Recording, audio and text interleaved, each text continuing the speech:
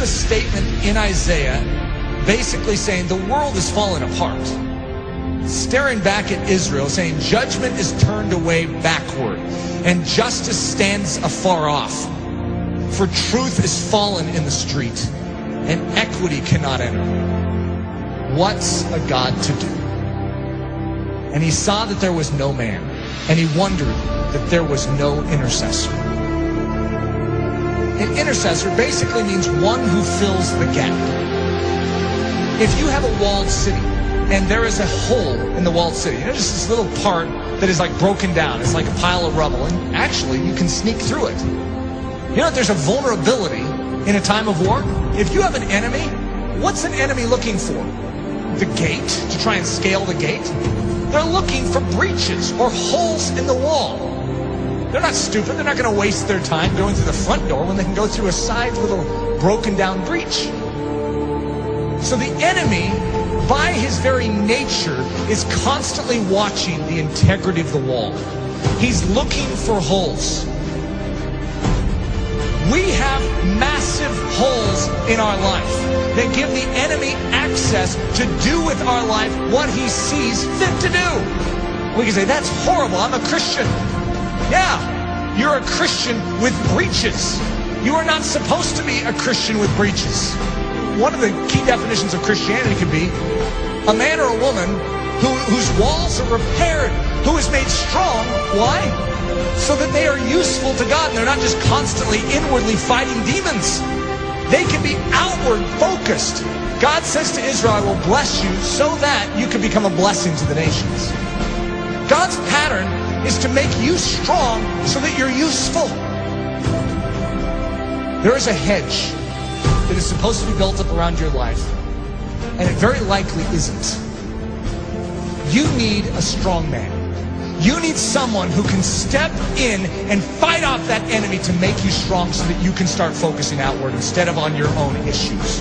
Most of us as Christians, the church is so weak because we have literally less than 1% of our time that is able to focus outward because we are so caught up in our issues and our difficulties. Even the healthiest among us, we have issues. We have difficulties, whether it's relational, whether it's financial, whether it's health, we have issues. And there's a dying world out there. You know that estimated 150,000 people died and went to hell today? Let's think about this. What did we all do about it? Did we take a step forward in beginning to do something about it? Or are we just stemming the tide from our life falling apart even more than it is? We are living on the defensive instead of the offensive. What we need is the same thing God was looking for back then. The walls are broken down. The city is in disrepair. Israel is without a defender. Where's the intercessor? You know who Jesus Christ was? In a nutshell, he's the intercessor. He's the man who stands in the gap. He's the strong man who came and took the full blow upon himself so that we could gather our wits spiritually and awaken and say, I'm in. Thank you for rescuing me. Literally, he took the blow. Everything that was aimed right at you to absolutely decimate your life, he took it square on. Without even a whimper, he took it. For the joy that was set before him because he valued you so much. He took the blow. See, one of the things that happens with the life of Jesus, we have a tendency to make him a mousy character. We have a tendency to diminish his manly strength. We are talking about the greatest warrior of all time. In the Old Testament, the term is Lord of Hosts, the captain of captains, the general of generals. And he's a general that led his troops into battle with his own life. He's the one that did it. All the rest of the army was cowering in the background. They couldn't fight this army. And he stood up single-handedly and defeated them.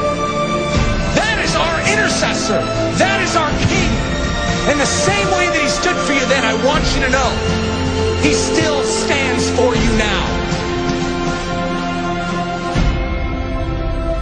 When you behold the cross, and you behold the resurrected Christ, and when you behold the ascended Christ who sits at the right hand of the Father, you no longer will just remain where you are. You will say, God, do it all within me. For your glory, make me strong. Make me strong to give.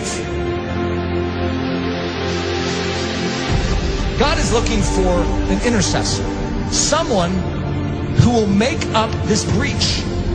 We need to become a body that is thinking about every single one around us, as opposed to ourselves.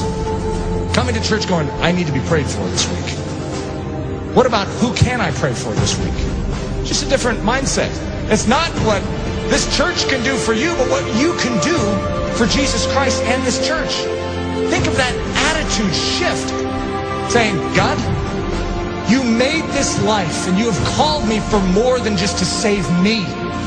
You have rescued me so that I can become a rescuer.